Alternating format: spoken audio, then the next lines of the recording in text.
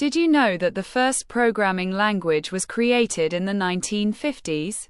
It was called Fortran, short for Formula Translation. It was designed to help scientists and engineers perform complex calculations, and it's still in use today.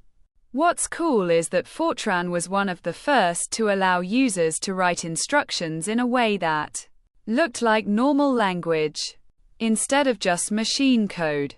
Fast forward to today, and we have over 700 programming languages, from Python to JavaScript. The variety is mind-blowing.